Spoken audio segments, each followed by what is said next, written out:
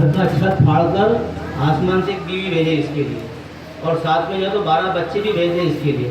اللہ قادر کر سکتے ہیں ایسا،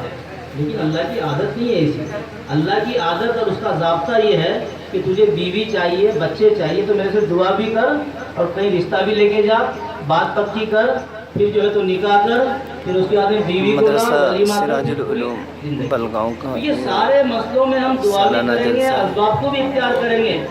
اور جہاں ملت کا، ملک کا مسئلہ آیا تو صرف مفتی محمد روشن صاحب شاہ صاحب اللہ قاسمی ایسے قوم کے حالت نہیں بدلے، بات کر رہے ہیں دعا میں امت کے اکتفا تعلق سے۔ کریں۔ حضور پاک صلی اللہ علیہ وسلم کو جب معلوم پڑا کہ دشمن مدینے پر حملہ کرنے والا ہے،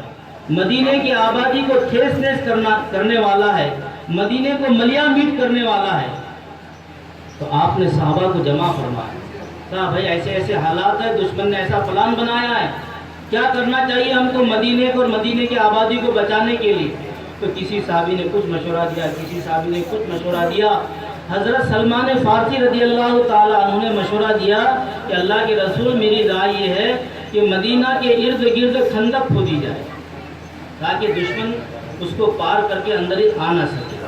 نبی پاک صلی اللہ علیہ وسلم کو حضرت سلمان فارسی رضی اللہ تعالیٰ عنہ کی رائے پسند آئی، اور آپ نے اس رائے پر فیصلہ کیا اور حکم دیا کہ مدینہ کے ارد گرد خندق کھودی جائے۔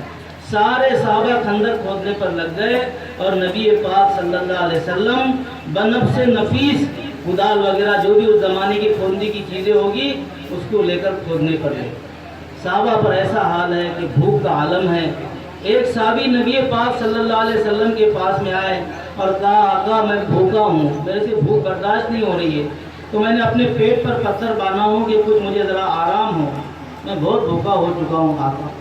آپ صلی اللہ علیہ وسلم نے اپنا دامن مبارک اٹھایا اور اس صحابی کو اٹھا کر بتایا کہ میں تیرے سے زیادہ بھوکا ہوں اور میرے پیٹ پر 2 پتھر بندھے ہوئے، تیرے پیٹ پر تو 1 ہے، میرے پیٹ پر 2 ہے، میں اتنا